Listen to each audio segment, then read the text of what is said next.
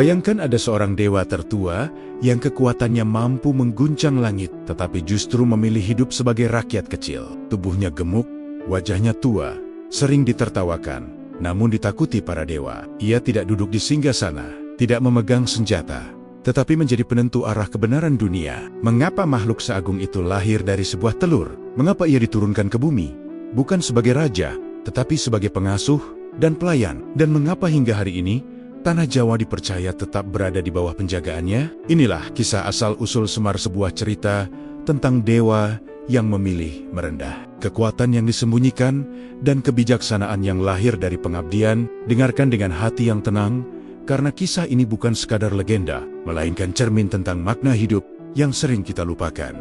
Pada suatu masa yang tidak dapat diukur oleh hitungan tahun, sebelum manusia mengenal waktu sebagaimana sekarang, terbentanglah alam kahyangan. Sebuah jagat tinggi yang tidak tersentuh debu dunia, tempat cahaya dan kesadaran menyatu tanpa batas. Di sanalah tatanan semesta dijaga, bukan dengan kekerasan, tetapi dengan keseimbangan. Kahyangan bukan sekadar tempat para dewa bersemayam, melainkan pusat pengaturan harmoni antara langit dan bumi yang kelak akan lahir.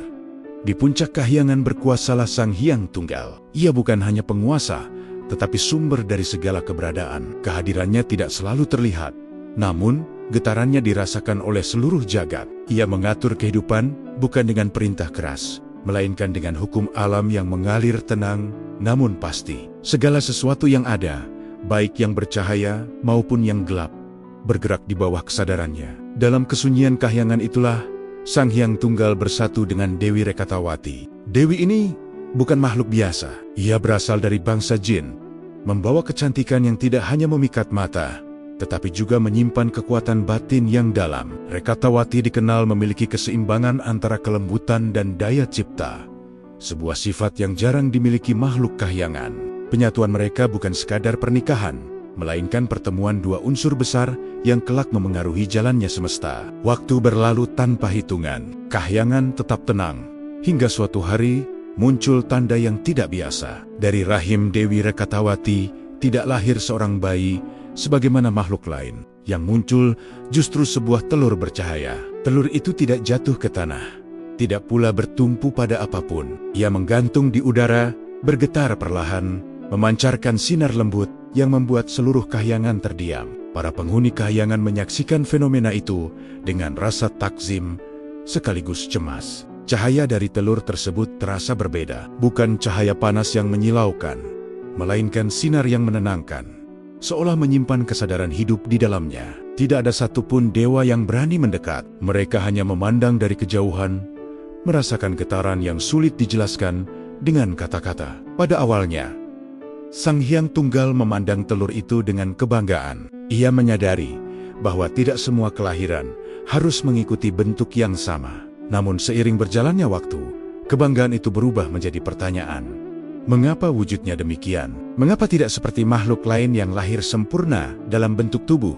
Pertanyaan itu perlahan berubah menjadi kegelisahan yang tidak pernah ia rasakan sebelumnya. Kahyangan yang biasanya hening mulai dipenuhi bisikan, bukan suara lisan, melainkan getaran batin para dewa yang dipenuhi rasa ragu. Telur bercahaya itu menjadi pusat perhatian, sekaligus sumber ketidakpastian. Sebagian melihatnya sebagai pertanda kebesaran, sementara yang lain merasakan firasat tentang perubahan besar yang belum bisa dipahami. Sang Hyang Tunggal mulai menyadari bahwa kelahiran ini bukan peristiwa biasa. Ada takdir besar yang sedang disiapkan, namun arah dan akibatnya belum terlihat. Dalam kebimbangannya, ia dihadapkan pada pilihan yang berat. Menjaga telur itu di kahyangan berarti menerima perubahan yang belum tentu bisa dikendalikan. Sementara membiarkannya pergi berarti melepas sesuatu yang mungkin sangat berharga. Di tengah keheningan yang menegang, kahyangan seakan menahan napas. Telur bercahaya itu terus bergetar, seolah menunggu keputusan. Dari sinilah roda takdir mulai bergerak, membawa alam semesta menuju peristiwa-peristiwa besar yang kelak melahirkan penjaga bumi, pengasuh manusia, dan sosok yang dikenal dengan nama Semar.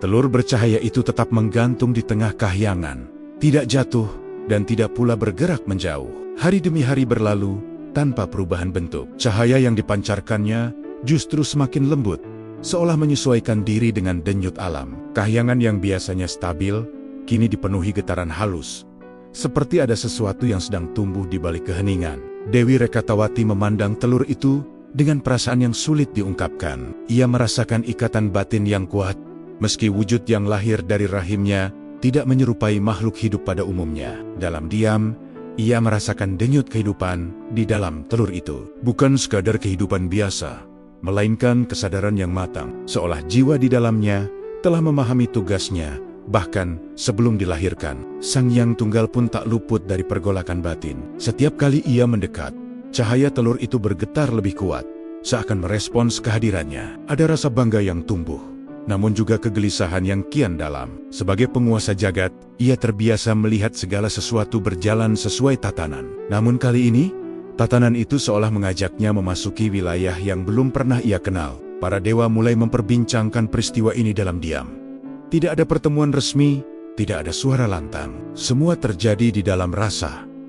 Telur itu menjadi simbol pertanyaan besar. Apakah ini anugerah tertinggi, atau justru ujian bagi Kahyangan? Beberapa dewa merasakan kehadiran energi yang sangat tua, bahkan lebih tua dari Kahyangan itu sendiri. Cahaya telur itu tidak menyilaukan, tetapi mampu menembus batin siapapun yang memandangnya. Setiap makhluk yang mendekat merasakan perasaan berbeda. Ada yang merasakan ketenangan, ada pula yang diliputi rasa takut tanpa sebab, seolah telur itu memantulkan isi hati siapapun yang berada di dekatnya. Dari sinilah kegelisahan mulai menyebar perlahan. Sang Hyang Tunggal mulai bertanya pada dirinya sendiri, mengapa kelahiran ini tidak mengikuti hukum yang biasa? Mengapa ia, yang mengatur hukum alam, justru dihadapkan pada sesuatu yang berada di luar kebiasaan? Pertanyaan-pertanyaan itu tidak menemukan jawaban. Semakin lama dipikirkan, semakin berat beban di dalam dada. Waktu terus bergerak tanpa penanda. Telur itu tidak retak, tidak pula menunjukkan tanda akan menetas. Kahyangan menjadi saksi bisu dari sebuah penantian panjang. Penantian yang tidak hanya menguji kesabaran, tetapi juga keyakinan Sang Hyang Tunggal terhadap keteraturan yang selama ini ia jaga.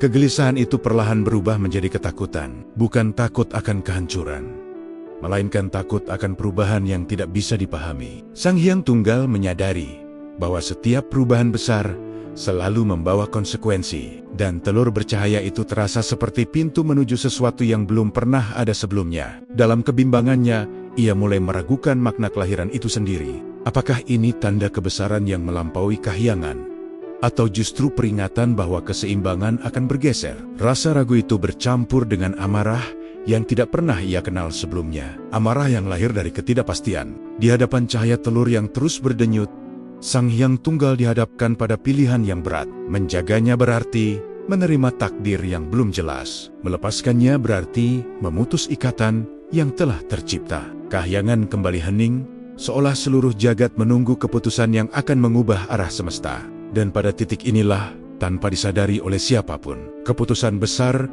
mulai terbentuk di dalam batin Sang Hyang Tunggal. Keputusan yang kelak akan menjatuhkan telur bercahaya itu ke alam lain, dan membuka jalan bagi lahirnya takdir tiga makhluk cahaya yang akan mengubah wajah dunia. Kahyangan berada dalam keheningan yang tidak biasa. Cahaya telur itu masih menggantung, berdenyut pelan, seolah merasakan gelombang batin Sang Hyang Tunggal yang kian bergejolak. Tidak ada suara petir, tidak ada angin kencang, tetapi tekanan batin terasa memenuhi seluruh ruang. Para dewa merasakan perubahan itu, meski tidak seorang pun berani bersuara. Sang Hyang Tunggal berdiri memandangi telur bercahaya tersebut dengan tatapan yang dalam. Di balik wibawanya sebagai penguasa jagat, ia merasakan sesuatu yang jarang ia alami.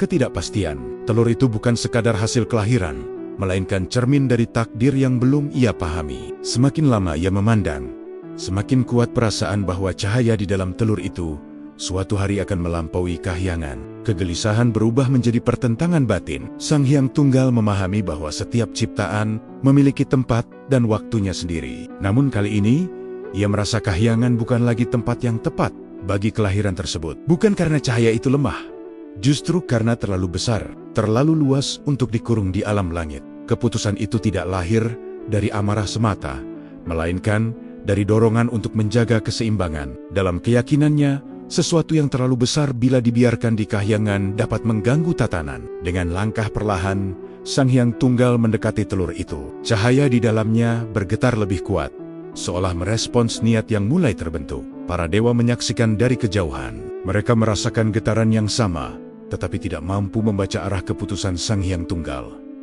Tidak ada upacara, tidak ada titah. Yang ada hanyalah keheningan panjang sebelum peristiwa besar terjadi. Dengan satu gerakan yang tenang namun tegas, Sang Hyang Tunggal meraih telur bercahaya itu. Cahaya menyebar ke seluruh penjuru kahyangan, membuat langit berkilau seperti fajar pertama. Dalam sekejap, telur itu dilemparkan ke arah bawah, meninggalkan kahyangan menuju alam yang belum tersentuh tatanan sempurna. Perjalanan telur itu bukan sekadar jatuh. Ia meluncur menembus lapisan-lapisan alam, membawa cahaya yang memecah gelap. Setiap lapisan yang dilaluinya bergetar, seolah merasakan kelahiran sesuatu yang besar. Hingga akhirnya, telur itu mencapai batas antara kahyangan dan alam yang lebih rendah. Di sanalah telur itu pecah. Bukan dengan suara ledakan, melainkan dengan cahaya yang terbelah menjadi tiga. Cangkangnya terpisah, memancarkan energi keras dan kokoh. Putih telurnya mengalir, membawa sinar tenang dan bening. Kuning telurnya memancar paling terang, menyebarkan cahaya murni yang menyilaukan. Dari pecahan itu, lahirlah tiga makhluk cahaya. Mereka tidak terjatuh, melainkan berdiri di ruang antara langit dan bumi. Masing-masing membawa wujud dan getaran yang berbeda, seolah mewakili sisi-sisi takdir yang terpisah sejak awal. Yang lahir dari cangkang telur tampak besar dan kuat. Tubuhnya padat, auranya keras, memancarkan keberanian dan ambisi. Yang lahir dari putih telur tampak tenang, bercahaya lembut, membawa keteduhan dan kebijaksanaan. Sementara yang lahir dari kuning telur memancarkan cahaya paling murni, bersih dan teratur, seolah ditakdirkan untuk memimpin. Ketiganya saling memandang tanpa kata. Mereka sadar berasal dari satu sumber, namun memahami bahwa jalan mereka tidak akan sama. Di kejauhan, Sang Hyang Tunggal mengamati hasil keputusannya. Ia menyadari bahwa apa yang baru saja terjadi bukan akhir, melainkan awal dari rangkaian ujian yang akan menentukan arah kahyangan dan dunia. Dengan terpecahnya telur itu, takdir mulai berjalan. Tiga makhluk cahaya kini membawa beban masing-masing menuju ujian yang kelak akan melahirkan penguasa, penjaga, dan pengasuh dunia. Dari sinilah kisah besar tentang pengabdian dan kerendahan hati mulai menampakkan jalannya. Cahaya yang terbelah itu perlahan mereda, menyisakan tiga sosok yang berdiri di ruang antara langit dan bumi. Mereka tidak terikat tanah, namun juga tidak sepenuhnya berada di kahyangan. Tiga makhluk cahaya itu saling memandang, seolah menyadari bahwa mereka berasal dari satu sumber, tetapi membawa jalan yang berbeda. Keheningan menyelimuti mereka, keheningan yang syarat dengan kesadaran awal tentang takdir. Yang pertama melangkah maju adalah sosok besar yang lahir dari cangkang telur. Tubuhnya kokoh, wajahnya tegas, dan auranya memancarkan kekuatan mentah. Ia kemudian dikenal dengan nama Antaga. Dalam dirinya bersemayam keberanian, ketegasan, dan dorongan kuat untuk menaklukkan apapun yang menghalangi. Antaga merasakan dunia sebagai sesuatu yang harus dihadapi dengan kekuatan dan keteguhan. Seolah segala masalah dapat diselesaikan dengan daya dan keberanian. Di sisi lain, berdiri sosok yang lahir dari putih telur. Tubuhnya tidak sebesar Antaga, tetapi cahaya yang menyelimutinya terasa menenangkan. Matanya memancarkan keteduhan, gerakannya tenang, dan napasnya seolah menyatu dengan irama alam. Ia dikenal sebagai Ismaya. Dalam dirinya tumbuh kesabaran, ketekunan, dan kebijaksanaan. Ismaya memandang dunia bukan sebagai medan penaklukan, melainkan sebagai ruang untuk dipahami dan dirawat. Sosok ketiga berdiri di antara mereka. Lahir dari kuning telur yang paling bercahaya. Auranya bersih dan teratur, seolah cahaya itu memiliki pola yang jelas. Wujudnya tampak seimbang, tidak berlebihan dalam kekuatan, namun juga tidak rapuh. Ia kemudian dikenal sebagai Manik Maya. Dari awal, ia memancarkan kewibawaan yang alami. Bukan wibawa yang memaksa, melainkan wibawa yang membuat siapapun ingin mendengarkan.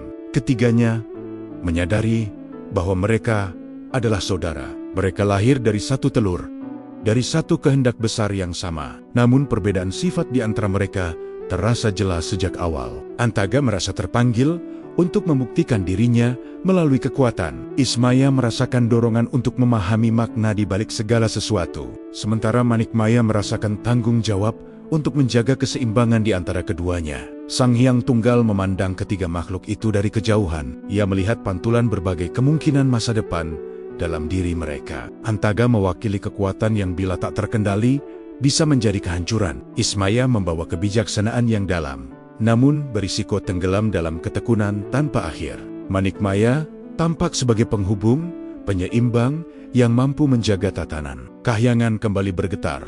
Kali ini bukan oleh kegelisahan, melainkan oleh kesadaran bahwa kelahiran ini membawa misi besar. Ketiga saudara itu dipanggil menghadap Sang Hyang Tunggal. Mereka melangkah dengan cara masing-masing. Antaga melangkah mantap dan penuh keyakinan. Ismaya berjalan perlahan, seolah menimbang setiap langkah. Manikmaya melangkah dengan tenang, menjaga jarak yang seimbang. Di hadapan Sang Hyang Tunggal, ketiganya berdiri sejajar. Tidak ada yang lebih tinggi, tidak ada yang lebih rendah. Namun di balik kesetaraan itu, Sang Hyang Tunggal mengetahui bahwa hanya satu di antara mereka yang kelak akan memimpin kahyangan, bukan karena ia paling kuat atau paling terang, melainkan karena ia paling mampu menjaga keseimbangan. Saat itulah benih ujian mulai ditanam. Sang Hyang Tunggal tidak segera menetapkan pilihan. Ia tahu bahwa watak sejati tidak tampak dari cahaya awal, melainkan dari cara seseorang menghadapi ujian. Maka, ketiga saudara itu dibiarkan tumbuh dalam kesadaran masing-masing, menunggu saat di mana takdir akan menguji siapa di antara mereka yang layak memikul beban kepemimpinan. Dengan demikian, kelahiran Antaga, Ismaya, dan Manikmaya bukanlah akhir dari sebuah peristiwa, melainkan awal dari rangkaian ujian besar. Ujian yang akan mempertemukan kekuatan, kesabaran, dan kebijaksanaan dalam satu titik penentuan. Waktu berlalu di kahyangan, dan ketiga saudara itu tumbuh dalam kesadaran akan jati diri mereka masing-masing. Antaga semakin menunjukkan keberanian dan ambisinya. Ismaya semakin tenggelam dalam ketenangan dan perenungan. Sementara Manikmaya memilih banyak mengamati, memahami gerak saudaranya, tanpa terburu-buru menonjolkan diri. Sang Hyang Tunggal mengamati semuanya dalam diam, menunggu saat yang tepat untuk menguji watak sejati mereka. Suatu ketika, Sang Hyang Tunggal memanggil ketiganya menghadap. Panggilan itu bukan perintah keras, melainkan getaran batin yang langsung mereka rasakan. Ketiganya hadir di hadapan singgasana kahyangan, berdiri sejajar tanpa perbedaan. Namun kali ini, suasana terasa berbeda. Udara di sekitar mereka terasa berat, seolah alam pun menyadari bahwa keputusan besar akan segera diambil. Sang Hyang Tunggal memandang mereka satu persatu. Tidak ada kemarahan dalam tatapannya, juga tidak ada pujian. Yang ada hanyalah kesadaran penuh akan tanggung jawab besar yang kelak harus dipikul oleh salah satu dari mereka. Ia menyadari bahwa kepemimpinan bukan sekadar posisi tertinggi, melainkan beban untuk menjaga keseimbangan seluruh jagat. Dengan suara tenang, Sang Hyang Tunggal menyampaikan maksudnya. Ia berkata bahwa kahyangan membutuhkan penerus, seseorang yang mampu menjaga langit dan bumi tetap seimbang. Namun tahta itu tidak akan diberikan begitu saja. Ia harus diraih melalui ujian yang akan menyingkap watak terdalam, bukan sekadar kemampuan yang tampak di permukaan. Ketiga saudara itu mendengarkan dengan sikap berbeda. Antaga berdiri tegak, dadanya mengembang, seolah yakin bahwa kekuatan adalah jawabannya. Ismaya menundukkan kepala sedikit menerima kata-kata itu dengan penuh kesadaran. Manikmaya tetap tenang, matanya menatap lurus, mencoba memahami makna di balik ujian yang akan datang. Sang Hyang Tunggal kemudian menetapkan ujian yang tidak biasa. Ia tidak meminta mereka berperang, tidak pula menguji kecerdikan dengan teka-teki. Ujian itu sederhana dalam kata, namun berat dalam makna. Ia berkata bahwa siapapun di antara mereka yang mampu memakan sebuah gunung, dialah yang pantas menggantikan tahta kahyangan. Kata-kata itu menggema di ruang kahyangan. Gunung bukan sekadar tumpukan tanah dan batu. Gunung adalah lambang beban, lambang tanggung jawab besar, dan lambang kesabaran waktu. Ujian ini bukan tentang menelan secara harfiah, melainkan tentang bagaimana seseorang menghadapi sesuatu yang besar dan berat dalam hidupnya. Antaga mendengar ujian itu sebagai tantangan kekuatan. Dalam pikirannya, gunung adalah sesuatu yang harus ditaklukkan. Ismaya memandang ujian itu sebagai proses panjang yang membutuhkan kesabaran. Sementara Manikmaya merasakan bahwa ujian ini bukan hanya soal berhasil atau gagal, tetapi tentang cara memilih sikap yang tepat. Sang Hyang Tunggal tidak memberikan penjelasan lebih lanjut. Ia tidak mengarahkan, tidak menasihati. Ia membiarkan ketiga saudaranya menafsirkan ujian itu sesuai dengan watak masing-masing. Karena justru disitulah kebenaran akan terlihat. Bukan pada hasil akhir semata, tetapi pada jalan yang mereka tempuh. Setelah ujian ditetapkan, Kahyangan kembali hening. Ketiga saudara itu meninggalkan singgasana dengan pikiran yang berbeda-beda. Antaga dipenuhi semangat untuk membuktikan diri, Ismaya membawa ketenangan, namun juga tekad untuk menjalani ujian dengan sabar. Manikmaya berjalan paling akhir, menyimpan pertanyaan dalam batin tentang makna sejati kepemimpinan. Ujian telah ditetapkan, gunung telah menunggu, dan dari cara ketiganya menghadapi ujian inilah, takdir Kahyangan dan dunia akan mulai ditentukan. Gunung yang dijadikan ujian itu berdiri megah di hadapan mereka. Puncaknya menjulang, lerengnya kokoh, dan tubuhnya menyimpan berat yang seolah tak terhingga. Bagi Kahyangan, gunung bukan sekadar batu dan tanah. Ia adalah simbol beban dunia, kesabaran zaman, dan tanggung jawab yang tidak bisa diselesaikan dengan tergesa. Namun bagi Antaga, gunung itu adalah tantangan yang harus ditaklukkan. Antaga melangkah maju tanpa ragu. Dadanya mengembang, rahangnya mengeras. Ia percaya bahwa kekuatan adalah jawaban dari setiap persoalan. Sejak lahir dari cangkang telur yang keras, ia merasa ditakdirkan untuk menjadi yang terkuat. Ujian menelan gunung, ia pahami sebagai pembuktian mutlak bahwa dirinya paling layak memimpin Kahyangan. Ia berdiri di hadapan gunung itu dan mengangkat wajahnya. Tidak ada rasa takut, tidak ada keraguan. Dalam benaknya, semakin besar tantangan, semakin besar kehormatan bila berhasil menaklukkannya. Antaga membuka mulutnya libar-libar, memusatkan seluruh tenaganya, seolah hendak menelan puncak dan lembah sekaligus. Kekuatan besar mengalir dari tubuhnya. Tanah di sekitar gunung bergetar, batu-batu kecil berguguran, udara berdesir keras. Antaga memaksakan kehendaknya, mencoba menelan gunung itu dalam satu tarikan. Namun, gunung tidak bergeser. Ia tetap diam kokoh, seolah menantang kesabaran dan kebijaksanaan, bukan kekuatan semata. Semakin Antaga memaksa, semakin berat beban yang ia rasakan. Mulutnya tertarik paksa, rahangnya menegang, hingga terdengar bunyi retakan. Wajahnya berubah, matanya melotot, urat-urat di lehernya menonjol. Ia tidak mau berhenti. Baginya, mundur berarti kalah, dan kalah bukan pilihan. Akhirnya, rasa sakit tak tertahankan datang. Mulut Antaga robek. Wajahnya berubah menjadi menyeramkan. Suaranya berubah berat dan parau. Ia jatuh tersungkur, tubuhnya bergetar menahan nyeri. Gunung itu tetap berdiri utuh, tidak berkurang sedikit pun. Kekuatan yang ia banggakan ternyata tidak cukup untuk menghadapi beban sebesar itu. Namun, Antaga tidak menyerah begitu saja. Dalam keadaan terluka, ia masih berusaha bangkit. Ada amarah di dalam dirinya, bercampur dengan rasa malu dan kecewa. Ia merasa telah melakukan segalanya dengan segenap tenaga, namun hasilnya nihil. Untuk pertama kalinya, ia merasakan bahwa kekuatan saja tidak selalu membawa keberhasilan. Kahyangan menyaksikan peristiwa itu dalam diam.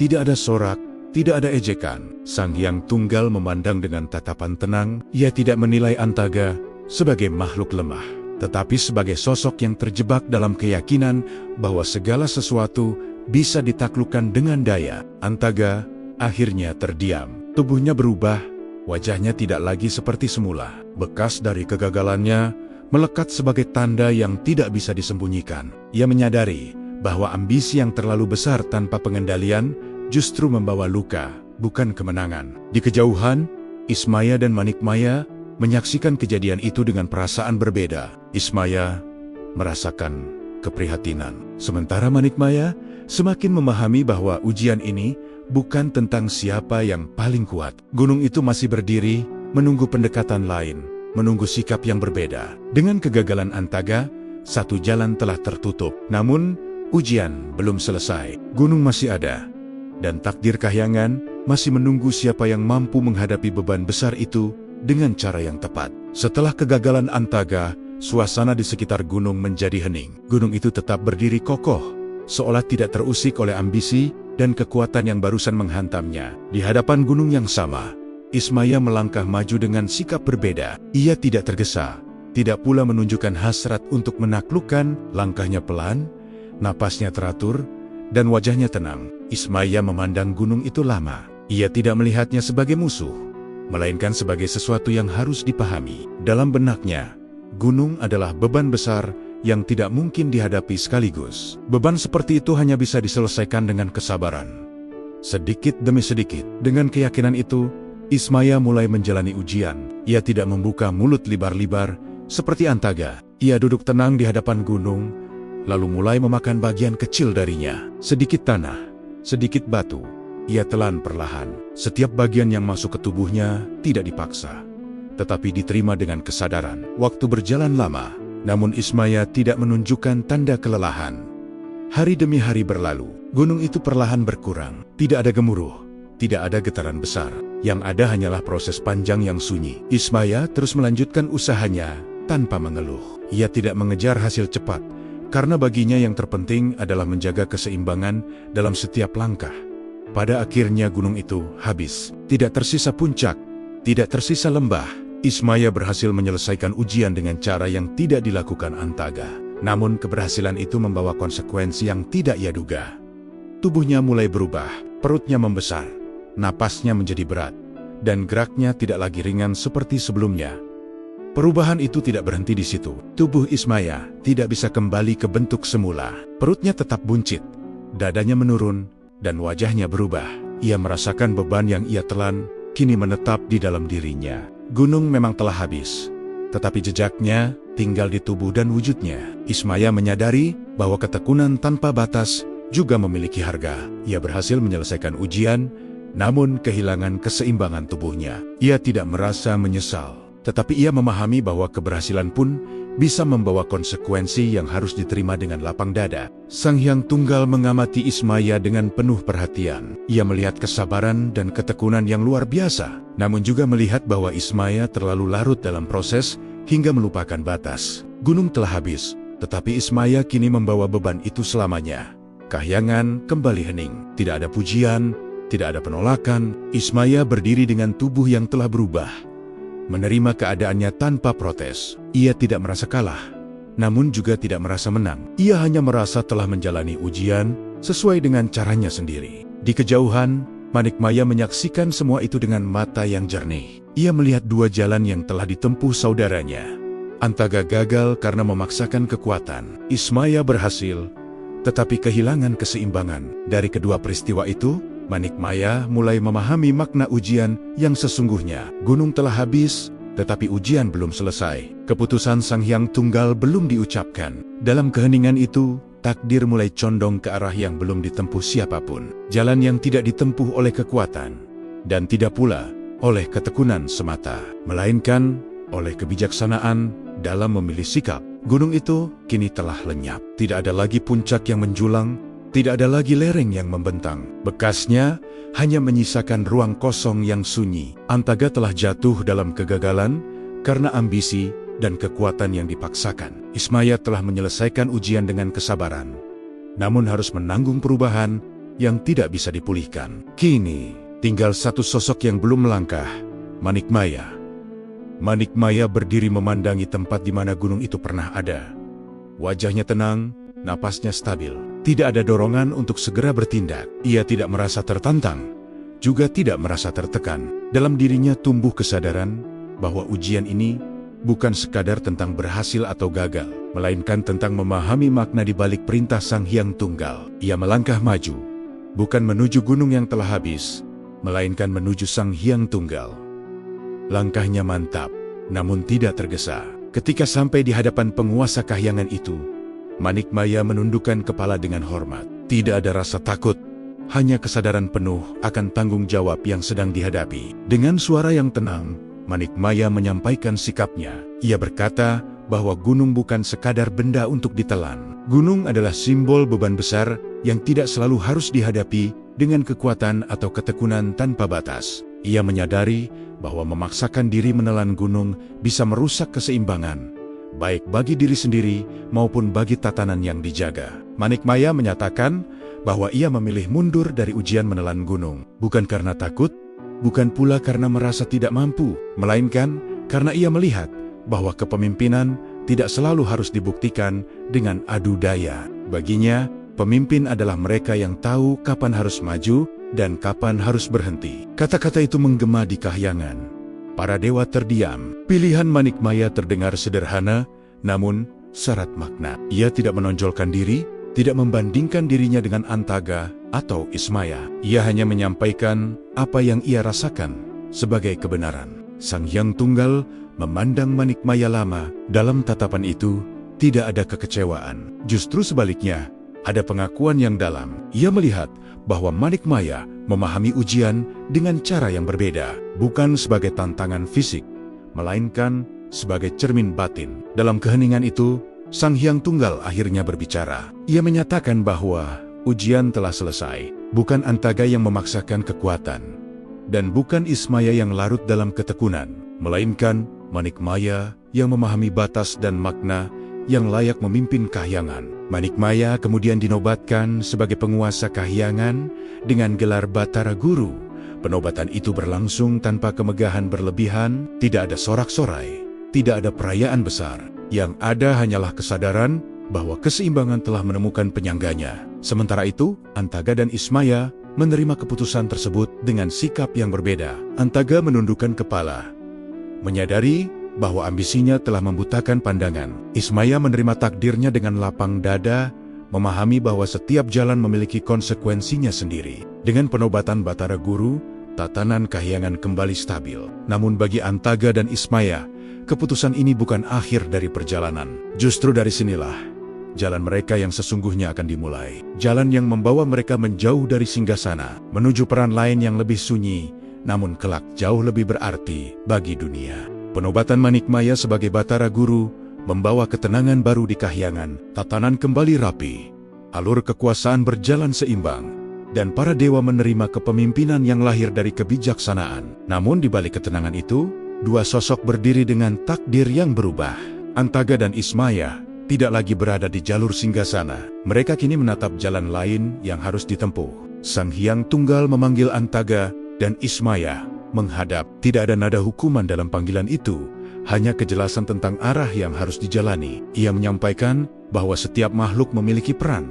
Tidak semua ditakdirkan memimpin dari atas. Ada yang justru harus menjaga keseimbangan dari tempat yang lebih rendah, lebih dekat dengan dunia yang kelak dihuni manusia. Antaga menerima keputusan itu dengan hati yang masih bergejolak. Luka dari kegagalannya belum sepenuhnya pulih, baik di tubuh maupun di batin. Namun di balik amarah yang tersisa, ia mulai memahami bahwa kekuatan tanpa kendali hanya akan melahirkan kekacauan. Sang Hyang Tunggal menetapkan Antaga turun ke dunia dengan peran baru. Ia akan dikenal sebagai Togok, penjaga bagi golongan yang keras, simbol dari ambisi dan sisi gelap yang perlu diarahkan, bukan dibiarkan liar. Berbeda dengan Antaga, Ismaya menerima keputusan itu dengan tenang. Ia telah menyadari sejak awal bahwa keberhasilannya menelan gunung membawa konsekuensi besar. Tubuhnya telah berubah, dan ia tahu perubahan itu adalah penanda jalan baru. Sang Hyang Tunggal menyampaikan bahwa Ismaya akan turun ke bumi, bukan sebagai penguasa, melainkan sebagai pengasuh. Ia akan mendampingi manusia, menjaga arah batin mereka agar tidak tersesat. Penurunan itu bukan hukuman, ia adalah amanah. Sang Hyang Tunggal menegaskan bahwa dunia manusia akan menghadapi banyak ujian. Kekuatan dan kekuasaan akan sering mengaburkan nurani. Karena itu, dunia membutuhkan sosok yang tidak terikat singgasana, tidak terpesona kemegahan, dan tidak terjebak ambisi. Sosok yang mampu hadir di tengah manusia dengan kerendahan hati. Saat keputusan itu disampaikan, kahyangan kembali hening. Antaga dan Ismaya menundukkan kepala. Keduanya menyadari bahwa takdir tidak selalu berjalan sesuai keinginan, namun selalu membawa makna. Manikmaya, kini Batara Guru, memandang kedua saudaranya dengan perasaan yang dalam. Ia tahu, meski berada di singgasana, perannya tidak akan lengkap tanpa jalan sunyi yang ditempuh Antaga dan Ismaya. Ismaya melangkah menuju batas kahyangan. Tidak ada kereta kencana, tidak ada iring-iringan. Ia memilih turun sendirian. Saat kakinya menyentuh batas antara langit dan bumi, tubuhnya perlahan berubah. Cahaya dewa yang menyelimutinya meredup, digantikan wujud yang lebih sederhana. Tubuhnya menjadi pendek dan gemuk, perutnya buncit, punggungnya sedikit membungkuk. Wajahnya tampak tua, namun matanya menyimpan cahaya yang dalam. Di saat itulah Ismaya menerima nama barunya, nama yang kelak dikenal oleh manusia sebagai Semar. Nama yang sederhana, namun syarat makna. Ia bukan dewa yang jatuh karena kesalahan, melainkan dewa yang memilih turun karena cinta dan pengabdian. Sementara itu, Antaga juga meninggalkan Kahyangan menuju jalannya sendiri. Ia membawa sifat keras yang harus diarahkan, menjadi pengingat tentang bahaya ambisi tanpa kebijaksanaan. Dua saudara itu berpisah arah, namun tetap terikat oleh asal yang sama. Dengan turunnya Ismaya sebagai Semar dan Antaga sebagai Togok, dunia dan Kahyangan kini terhubung oleh jalur yang tak kasat mata. Dari sinilah kisah pengabdian sejati dimulai. Bukan dari singgasana, melainkan dari tanah tempat manusia berpijak. Tanah Jawa pada masa itu belum seperti yang dikenal manusia sekarang. Belum ada desa, belum ada sawah, belum ada jalan yang menghubungkan satu tempat dengan tempat lain. Yang ada hanyalah hutan lebat, lembah sunyi, dan pegunungan yang diselimuti kabut putih. Alam masih liar, namun menyimpan kesucian yang belum tersentuh oleh ambisi manusia. Disinilah Ismaya, yang kini bernama Semar, pertama kali menjejakkan kaki. Ia turun tanpa suara gemuruh. Tidak ada cahaya menyilaukan, tidak ada tanda keagungan yang dipamerkan. Kakinya menyentuh tanah dengan pelan, seolah menyatu dengan bumi. Tubuhnya yang gemuk dan pendek tampak kontras dengan wibawa batin yang ia bawa. Semar berdiri sejenak, menghirup udara hutan yang lembab, merasakan denyut kehidupan yang sederhana namun jujur. Perubahan wujud itu bukan sekadar rupa. Bersamaan dengan tubuh barunya, Semar menanggalkan segala atribut Kahyangan. Ia tidak lagi dipuja, tidak lagi disegani karena kedudukan. Ia kini setara dengan makhluk lain yang hidup di bumi. Namun di balik kesederhanaan itu, cahaya batin Ismaya tetap hidup, tersembunyi namun kuat. Semar mulai berjalan menyusuri hutan. Langkahnya pelan tetapi mantap. Ia tidak memiliki tujuan duniawi. Ia tidak mencari kerajaan, tidak mencari pengikut. Ia hanya mengikuti panggilan batin untuk menjaga keseimbangan. Di setiap langkah, ia memperhatikan alam, mendengarkan suara angin, gemericik air, dan bisikan daun yang bergesek. Di tanah yang masih perawan itu, Semar mulai menyaksikan kehidupan manusia awal. Mereka hidup sederhana, namun penuh tantangan. Mereka berjuang menghadapi alam, saling bertahan, dan seringkali terjebak dalam ketakutan serta ketidaktahuan. Semar tidak datang sebagai guru yang menggurui. Ia hadir sebagai kawan, sebagai sosok tua yang tampak lugu, namun selalu memberi rasa aman. Tubuhnya yang lucu sering mengundang tawa, perutnya yang buncit, wajahnya yang tua, dan caranya berjalan yang sedikit membungkuk, membuat banyak orang meremehkannya. Namun setiap kali Semar berbicara, kata-katanya terasa menenangkan. Ia tidak menyuruh, tidak memerintah. Ia hanya berbagi cerita, perumpamaan, dan nasihat sederhana yang mudah dipahami. Dalam perjalanannya, Semar mulai dikenal sebagai sosok yang selalu hadir saat dibutuhkan. Ketika perselisihan terjadi, ia datang menenangkan. Ketika ketakutan melanda, ia hadir memberi keteduhan. Ia tidak memihak, tidak menghakimi. Ia hanya mengingatkan manusia pada rasa, pada keseimbangan antara keinginan dan kewajiban. Semar memilih hidup dalam kesederhanaan. Ia tidur di tanah, makan dari alam, dan tidak menyimpan apapun untuk dirinya sendiri. Baginya, kekuatan sejati bukan pada apa yang dimiliki, melainkan pada apa yang dilepaskan. Setiap hari adalah laku pengabdian. Setiap langkah adalah doa tanpa kata. Meski hidup di bumi, Semar tidak sepenuhnya terputus dari Kahyangan. Dalam keadaan tertentu, cahaya Ismaya di dalam dirinya dapat bangkit. Namun ia menahan diri. Ia tahu, kekuatan yang terlalu sering ditunjukkan akan menciptakan jarak. Tugasnya bukan memukau, melainkan membimbing tanpa disadari. Dari hutan ke hutan, dari lembah ke lereng gunung, Semar terus berjalan. Jejak kakinya tidak meninggalkan tanda yang terlihat, namun kehadirannya meninggalkan pengaruh. Tanah yang ia singgahi terasa lebih tenteram. Manusia yang ia temui merasa lebih tenang. Disinilah peran Semar mulai terbentuk dengan jelas. Ia bukan pemimpin, bukan penguasa, dan bukan pahlawan dalam arti biasa. Ia adalah pengasuh, penjaga yang bekerja dalam diam. Sosok yang memilih berada di belakang, menopang, tanpa ingin terlihat. Dengan langkah sunyi itu, Semar memulai pengabdiannya di tanah Jawa. Sebuah pengabdian panjang yang kelak akan menuntun banyak kesatria, menguji banyak penguasa, dan menjaga keseimbangan dunia dari balik kesederhanaan. Perjalanan Semar di tanah Jawa terus berlanjut, hingga ia bertemu dengan seorang pertapa yang kelak menjadi bagian penting dari awal peradaban. Pertapa itu dikenal sebagai Resi Manumanasa. Ia adalah sosok yang memilih hidup jauh dari keramaian, menepi dari ambisi dunia, dan mengabdikan hidupnya untuk memahami keseimbangan antara manusia, alam, dan kekuatan yang lebih tinggi. Pertemuan mereka terjadi tanpa rencana, seolah alam sendiri yang mempertemukan dua jalan pengabdian. Resi Manumanasa hidup sederhana di tengah hutan, membangun tempat bertapa dari kayu dan batu alam. Hari-harinya diisi dengan laku prihatin, mengolah batin, dan mengamati kehidupan di sekitarnya. Namun, meski ilmunya tinggi, ia sering dilanda kegelisahan. Ia melihat manusia mulai tumbuh, namun juga mulai terjebak dalam rasa takut, keserakahan, dan kebingungan. Ia bertanya-tanya,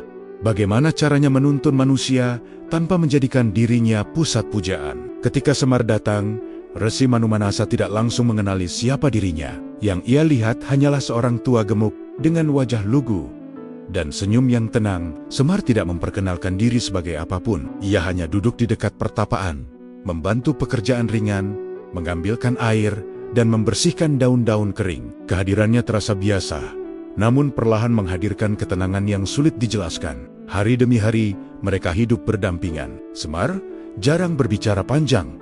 Ia lebih banyak mendengarkan. Namun setiap kali Resi Manumanasa mengungkapkan kegelisahan batinnya, Semar menjawab dengan kalimat sederhana. Jawaban itu tidak terdengar seperti ajaran tinggi, tetapi justru menembus inti persoalan. Dari sanalah Resi Manumanasa mulai menyadari bahwa orang tua di hadapannya bukanlah sosok biasa. Semar tidak pernah menggurui. Ia tidak mengajarkan kitab, tidak pula memamerkan ilmu. Ia hanya menunjukkan melalui sikap hidup. Ketika Resi Manumanasa terlalu keras pada dirinya sendiri, Semar mengingatkan tentang keseimbangan. Ketika sang resi mulai merasa lebih tinggi dari manusia lain, Semar mengajak bercermin pada alam yang selalu rendah hati meski memberi kehidupan. Bersama Semar, Resi Manumanasa mulai turun dari hutan, menemui manusia-manusia awal yang hidup tersebar.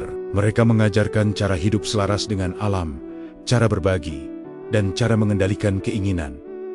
Namun peran Semar selalu berada di belakang. Ia membiarkan Resi Manumanasa tampil sebagai pembimbing, sementara dirinya menjadi penyangga yang menjaga agar ajaran itu tidak melenceng. Dalam perjalanan itu, banyak bahaya mengintai. Alam masih liar, dan makhluk-makhluk buas sering muncul. Namun setiap kali ancaman datang, Semar tidak menunjukkan kekuatan secara kasar. Ia menghadapi bahaya dengan ketenangan. Tatapannya, suaranya, dan sikapnya seringkali cukup untuk meredam amarah dan kekerasan. Resi Manumanasa menyaksikan semua itu dengan kekaguman yang semakin dalam. Suatu ketika Resi Manumanasa akhirnya memberanikan diri bertanya tentang jati diri Semar.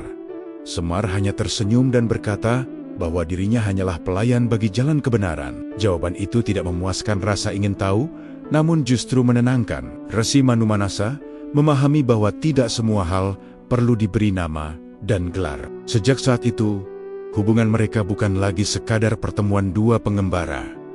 Mereka menjadi sahabat dalam pengabdian. Resi Manumanasa membawa ajaran, Semar menjaga ruhnya. Resi Manumanasa berbicara, Semar memastikan kata-kata itu tetap membumi. Keduanya berjalan dari hutan ke hutan, dari lembah ke lembah, menanamkan nilai kehidupan tanpa paksaan. Dari kebersamaan itulah, peran Semar semakin jelas. Ia bukan pusat cerita, melainkan penopang cerita. Ia tidak mengubah dunia dengan gebrakan besar, tetapi dengan kehadiran yang konsisten. Bersama Resi Manumanasa, Semar mulai membentuk fondasi spiritual manusia Jawa.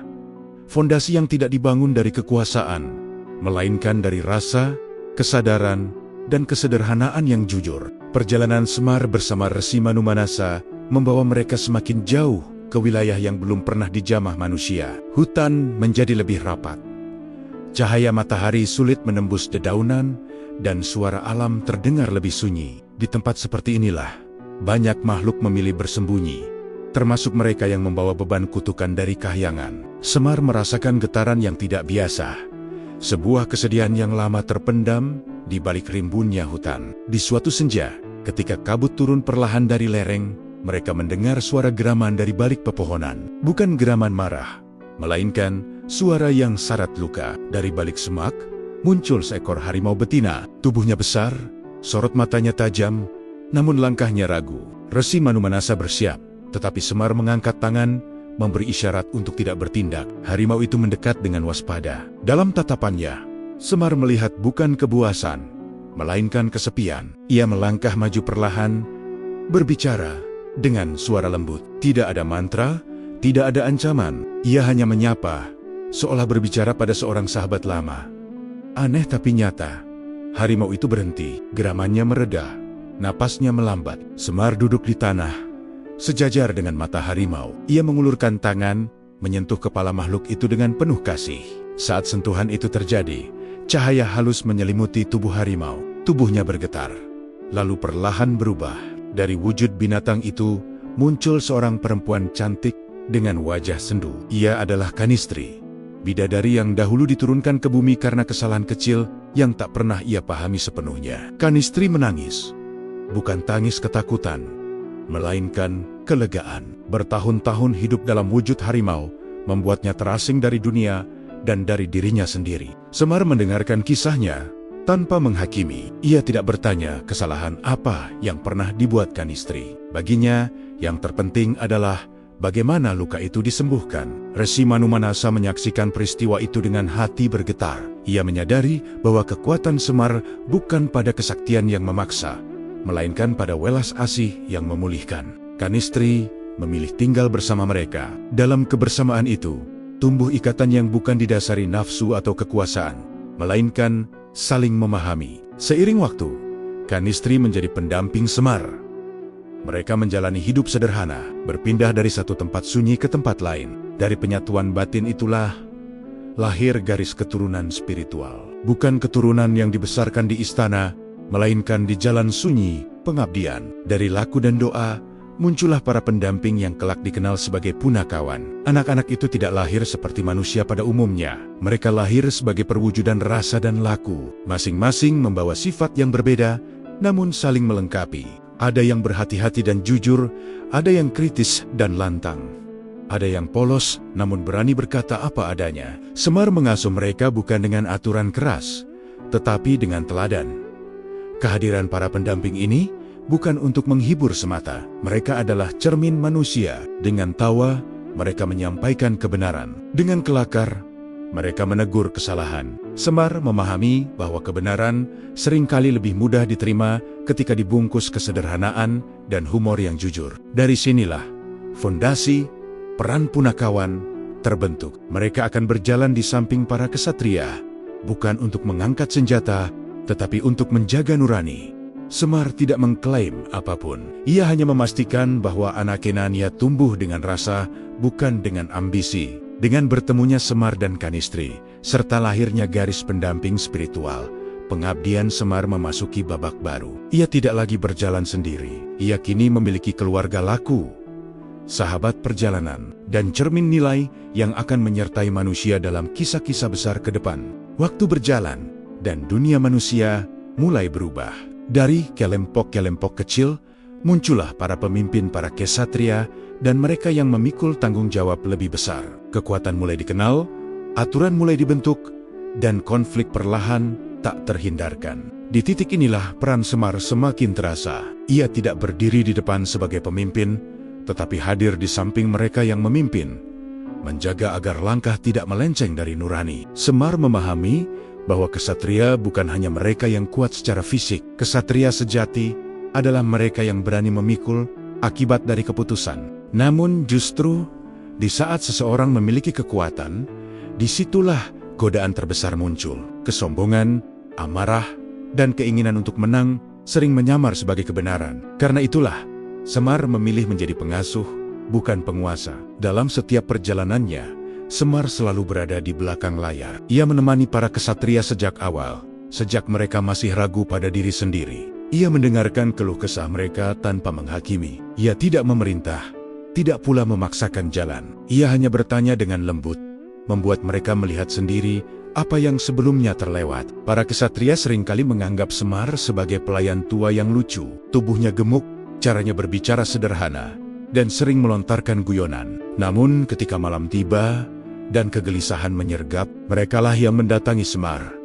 Bukan untuk meminta strategi perang, melainkan untuk mencari ketenangan batin. Semar mengajarkan bahwa kekuatan tanpa kendali adalah bencana. Ia mengingatkan bahwa kemenangan tidak selalu berarti benar. Kadang justru kemampuan menahan diri adalah bentuk keberanian tertinggi. Wejangannya tidak panjang, tidak berbelit. Ia menggunakan perumpamaan sehari-hari tentang alam, tentang kehidupan sederhana, sehingga mudah dipahami oleh siapapun. Anak-anak Semar, para punakawan, ikut mendampingi dalam peran ini. Mereka hadir dengan cara masing-masing. Ada yang berhati-hati dalam setiap langkah, mengingatkan agar tidak gegabah. Ada yang lantang bersuara, berani mengkritik dengan tawa. Ada pula yang polos, mengucapkan kebenaran tanpa beban. Bersama Semar, mereka menjadi penyeimbang yang membuat para kesatria tidak lupa diri. Dalam banyak peristiwa, Semar memilih diam ketika emosi memuncak. Ia membiarkan para kesatria bertindak, belajar dari akibatnya. Namun ketika batas terlampaui, ketika keadilan terancam, Semar berbicara, suaranya tetap lembut, tetapi kata-katanya menembus dinding ego. Di saat seperti itu, bahkan mereka yang paling keras pun terdiam. Semar tidak pernah mencatat jasanya. Ia tidak menginginkan penghormatan. Baginya, cukup melihat seorang kesatria kembali pada jalan yang benar sudah menjadi kebahagiaan. Ia tidak mempersoalkan apakah nasihatnya didengar atau tidak. Ia tahu, benih yang ditanam dengan tulus akan tumbuh pada waktunya. Peran pengasuh ini membuat Semar semakin dikenal di berbagai tempat. Meski namanya jarang disebut secara resmi, ia menjadi bagian dari kisah-kisah besar. Namun selalu dari sisi yang sederhana. Ia makan bersama para pengikut, tidur di tempat seadanya, dan tidak pernah meminta imbalan. Dalam sunyi, Semar memahami satu hal. Dunia tidak kekurangan orang kuat, tetapi sangat membutuhkan penjaga hati. Dan selama manusia masih berjalan di antara pilihan benar dan salah, selama kekuasaan masih menggoda, maka perannya akan selalu dibutuhkan. Dengan menjadi pengasuh para kesatria, Semar menegaskan jati dirinya. Ia bukan pahlawan yang dielu-elukan, melainkan fondasi yang menopang tanpa terlihat. Dari sinilah pengabdiannya mencapai makna terdalam. Sebuah pengabdian yang tidak mencari hasil, tetapi menjaga agar arah kehidupan tetap lurus meski dunia terus berubah. Langit Kahyangan suatu masa berguncang bukan oleh petir, melainkan oleh kegelisahan yang menumpuk lama. Di dunia manusia, ketimpangan mulai terasa. Para penguasa semakin sibuk menjaga kekuasaan, sementara suara rakyat kecil tenggelam dalam hiruk-pikuk ambisi. Semar yang hidup di tengah manusia merasakan semua itu dengan jelas. Setiap keluhan, setiap air mata, seolah menempel di dadanya yang lapang. Semar tidak mudah marah. Ia terbiasa menahan rasa, membiarkan waktu bekerja. Namun, ada batas yang tidak bisa dilampaui. Ketika ketidakadilan dibiarkan berlarut, dan para dewa di Kahyangan justru lebih sibuk dengan kemegahan mereka sendiri, hati Semar mulai bergetar. Ia merasakan jarak yang semakin lebar antara tugas penjagaan dan kenyataan yang terjadi. Dalam keheningan malam, Semar memutuskan sesuatu yang tidak pernah ia lakukan sebelumnya. Ia tidak dipanggil. Ia tidak diundang. Ia memilih naik ke Kahyangan dengan kehendaknya sendiri. Langkahnya berat, bukan karena lelah, melainkan karena beban rasa yang ia bawa dari dunia manusia. Ketika Semar berdiri di hadapan para dewa, suasana menjadi sunyi. Sosok yang selama ini dianggap pelayan, pengasuh, dan pendamping itu kini berdiri tegak, tidak bersujud, tidak merendah. Tatapannya tajam, namun tidak penuh amarah. Ia berdiri sebagai suara hati yang tidak lagi bisa diam. Semar berbicara dengan suara tenang, namun setiap kata menggetarkan. Ia mempertanyakan mengapa para dewa lebih sibuk memoles wajah Kahyangan daripada mendengar rintihan manusia. Ia bertanya, mengapa keadilan yang seharusnya dijaga justru menjadi kabar yang terlupakan. Kata-katanya tidak menyerang pribadi, tetapi menembus inti tanggung jawab yang diabaikan. Para dewa terdiam. Tidak ada yang berani memotong. Batara Guru, penguasa Kahyangan, memandang Semar lama. Ia tahu, yang berdiri di hadapannya bukan sekadar pengasuh bumi. Ia adalah Ismaya, kakak tertua yang memilih jalan pengabdian. Teguran itu bukan lahir dari kebencian, melainkan dari cinta yang terluka. Namun di balik keberanian menggugat, Semar juga merasakan kelelahan. Bertahun-tahun hidup sederhana, memikul beban manusia, membuat hatinya rapuh. Dalam kejujuran yang jarang ia tunjukkan, Semar mengungkapkan keinginannya. Ia ingin tahu, apakah kebenaran akan lebih didengar bila disampaikan oleh sosok yang tampan dan berwibawa. Ia meminta rupa yang indah, tubuh yang gagah, agar suaranya tidak lagi diremehkan. Permintaan itu dikabulkan. Seketika, tubuh Semar berubah. Wahannya muda, sikapnya berwibawa, pakaiannya megah. Ia turun kembali ke dunia dalam rupa yang memikat. Di hadapan manusia, ia kini dihormati. Kata-katanya didengar, perintahnya ditaati. Ia bahkan menjadi pemimpin yang adil dan disegani. Namun seiring waktu, Semar merasakan kehampaan. Orang-orang mendekat karena takut dan hormat, bukan karena kejujuran. Tidak ada lagi tawa yang tulus. Tidak ada lagi keluhan yang disampaikan apa adanya. Kebenaran memang didengar, tetapi hati manusia justru menjauh. Kesadaran itu menghantam batinnya. Semar memahami bahwa penampilan dapat membuka telinga, tetapi tidak mampu menyentuh jiwa. Ia merindukan tubuh tuanya, perut buncitnya, dan cara sederhana yang dulu membuat orang berani jujur. Ia kembali ke kahyangan, bukan untuk menggugat, tetapi untuk mengakui. Batara Guru tersenyum. Ujian itu selesai. Rupa Semar dikembalikan seperti semula. Tubuh sederhana, wajah tua, dan senyum yang menenangkan kembali melekat. Semar turun ke dunia, sekali lagi, tanpa kemegahan, tanpa jabatan. Sejak saat itu, Semar semakin mantap pada jalannya. Ia tahu, kebenaran sejati tidak membutuhkan topeng. Ia hidup bukan untuk didengar oleh banyak orang, tetapi untuk menjaga agar yang sedikit tetap lurus. Dan dari sanalah, pengabdiannya kembali menemukan makna yang paling jujur. Setelah peristiwa itu, Semar kembali menjalani hidupnya seperti sedia kala. Tubuhnya yang tua dan sederhana, kini ia terima sepenuhnya, bukan sebagai kekurangan, melainkan sebagai anugerah. Ia menyadari bahwa setiap bentuk yang melekat pada dirinya mengandung makna. Tidak ada satu bagian pun yang hadir tanpa alasan. Tubuh Semar adalah bahasa, dan setiap lekuknya menyimpan pesan tentang kehidupan. Rambut Semar yang dikuncung seperti anak kecil sering mengundang senyum. Namun di balik itu, wajahnya penuh keriput, menandakan usia yang sangat tua. Dalam pandangan batin Jawa, ini adalah simbol awal dan akhir yang menyatu. Anak kecil melambangkan kelahiran, sementara wajah tua melambangkan pengalaman dan kematangan. Semar memuat keduanya dalam satu tubuh, seolah mengingatkan bahwa hidup adalah lingkaran yang terus berulang. Matanya selalu tampak setengah tertutup. Tatapannya tidak tajam, tidak menantang, tetapi sendu dan dalam. Banyak orang merasa ditenangkan hanya dengan dipandang olehnya. Mata itu seolah menyimpan kesedihan dunia, namun juga harapan yang tidak pernah padam. Ia melihat tanpa menghakimi, memahami tanpa harus bertanya. Dalam tatapan itulah, manusia sering merasa dimengerti. Bibir Semar hampir selalu tersenyum. Namun senyum itu bukan tanda kegembiraan semata. Ia adalah senyum keikhlasan. Senyum seseorang yang telah menerima dunia apa adanya, dengan segala kekurangan dan ketidakadilannya. Dalam budaya Jawa, sikap ini dikenal sebagai sumeleh, menerima dengan lapang dada tanpa kehilangan kesadaran dan tanggung jawab. Perut Semar yang buncit menjadi ciri paling menonjol. Banyak yang menertawakannya, menganggapnya lucu dan aneh. Namun perut besar itu melambangkan keluasan hati. Ia menampung keluh kesah, kemarahan, dan kesedihan manusia tanpa meluapkannya kembali. Seperti bumi yang menerima apapun yang ditanam di atasnya, Semar menerima manusia apa adanya. Tangannya menggantung lurus di samping tubuh. Ia tidak mengepal, tidak menunjuk, dan tidak membawa senjata. Ini adalah simbol sikap hidup yang tidak memaksakan kehendak. Semar tidak menguasai dengan kekerasan. Ia membimbing dengan teladan. Ia membiarkan manusia belajar dari pilihan mereka sendiri, sambil tetap menjaga agar tidak terjerumus terlalu jauh. Kaki Semar pendek dan tampak lemah. Langkahnya kecil, seolah tidak mampu menempuh jarak jauh. Namun justru dengan langkah itulah ia menjelajahi dunia. Ini mengajarkan bahwa perjalanan panjang tidak ditentukan oleh kecepatan, melainkan oleh ketekunan. Siapapun yang berjalan dengan sabar akan sampai. Meski perlahan, tubuh Semar juga memadukan unsur maskulin dan feminin. Ia adalah laki-laki, tetapi kelembutannya seperti seorang ibu. Ia tegas, namun penuh kasih. Dalam falsafah Jawa, ini melambangkan harmoni antara langit dan bumi, antara kekuatan dan kelembutan. Keseimbangan inilah yang menjadi inti ajaran Semar. Melalui tubuhnya, Semar mengajarkan bahwa kebijaksanaan sejati tidak selalu tampil gagah. Yang tampak lucu belum tentu bodoh.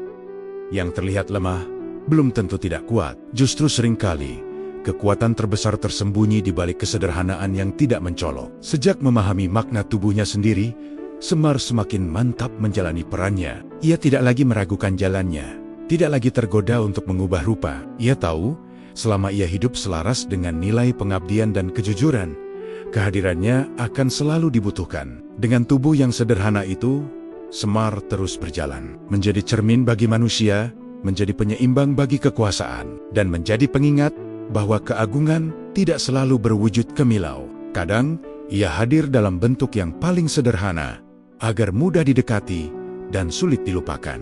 Jejak Semar tidak pernah ditandai dengan bangunan megah atau prasasti batu. Ia tidak meninggalkan istana, tidak pula mendirikan kerajaan. Namun kehadirannya terasa di banyak tempat, terutama di ruang-ruang sunyi yang jauh dari hiruk-pikuk kekuasaan. Lereng gunung, hutan tua, mata air, dan gua-gua sepi sering diyakini sebagai tempat ia singgah. Bukan karena Semar ingin dikenang, melainkan karena di tempat-tempat seperti itulah manusia belajar diam dan mendengar suara hatinya sendiri. Masyarakat Jawa menyebut tempat-tempat itu sebagai petilasan, bukan untuk disembah, melainkan untuk diingat. Di sana orang datang bukan membawa ambisi, tetapi membawa kegelisahan. Mereka duduk tenang, menarik napas, dan mencoba menyelaraskan rasa.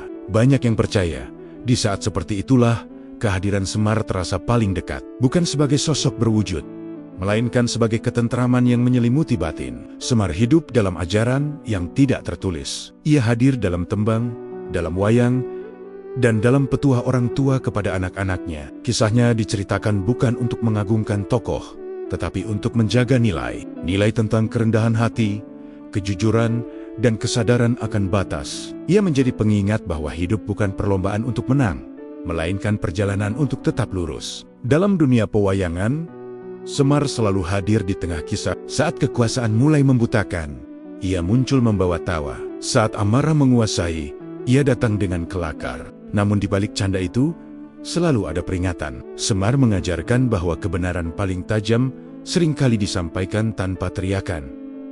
Ia membuat orang tertawa, lalu merenung. Warisan terbesar Semar bukan pada cerita tentang kesaktiannya, melainkan pada sikap hidup yang ia teladankan. Ia tidak pernah menuntut dihormati. Ia tidak marah ketika diremehkan. Ia hanya memastikan bahwa apapun peran yang ia jalani, dilakukan dengan niat yang bersih. Dari sanalah muncul konsep rahayu dalam budaya Jawa.